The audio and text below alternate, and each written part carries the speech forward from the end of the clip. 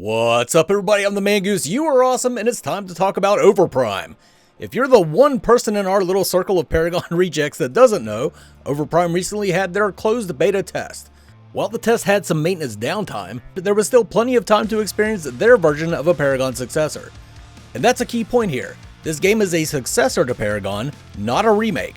All of these Paragon successors claim to be different from the original, but nowhere is this more apparent than in Overprime.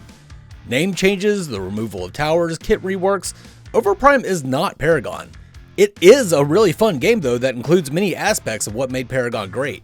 The game certainly isn't perfect, it was a closed beta, so there were some bugs and connection issues, of course. There were also some game mechanics that I think needed improvement, which I'll get into today.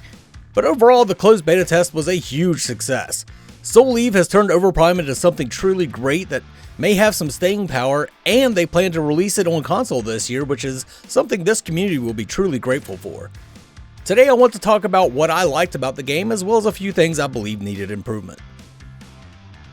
Let's start with the good. The game was beautiful. Aesthetics was one of the best parts of Paragon, AAA quality graphics and a free-to-play game.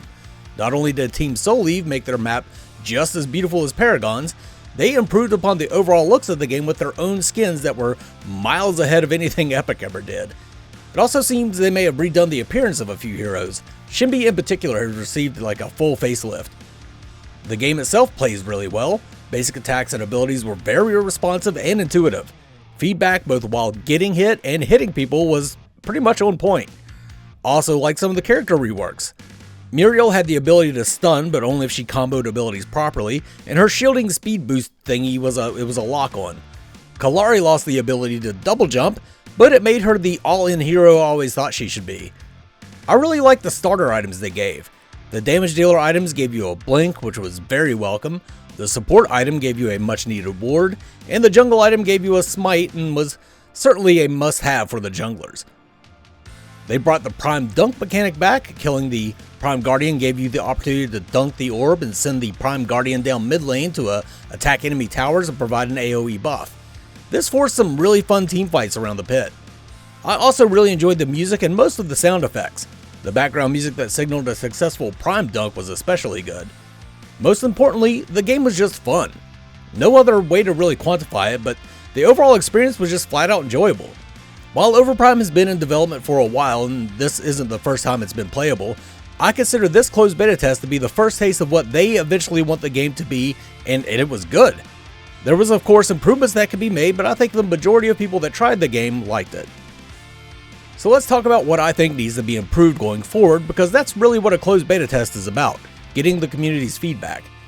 As far as overall game mechanics go, I mostly enjoyed the pacing, however it was very snowbally.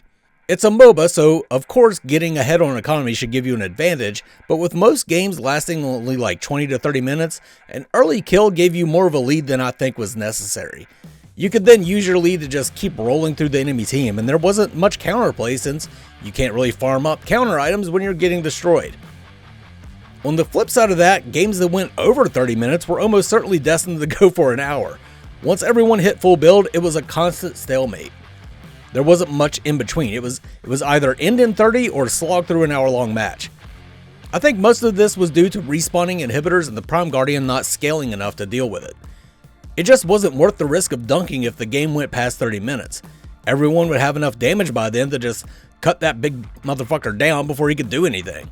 The inhibs would respawn, so sending him down mid just didn't do much.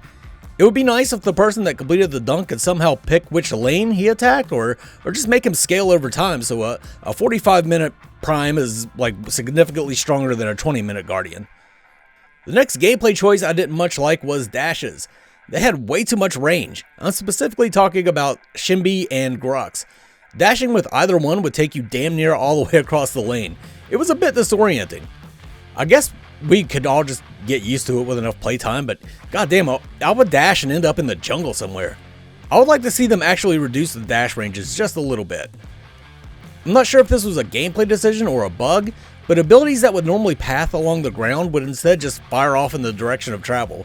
Steel, or Scott, for example, would bull rush through the air and hit nothing at some points no matter how you aimed it.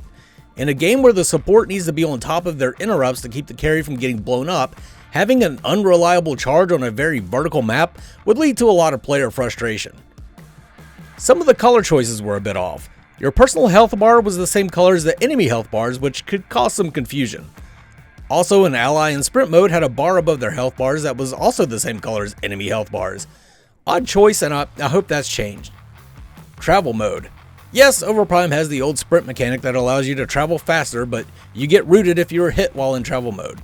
This brought some of the OG legacy problems back with leapfrogging. People were discouraged from making a risky push because you knew one person could keep you from entering sprint mode while his buddy would just jet past you. That's kind of what led to longer games, I think. And finally, let's address the elephant in the room here. Some of the names suck balls. Like Scott. He's a hulking android looking motherfucker, but for some reason he's named like an accountant.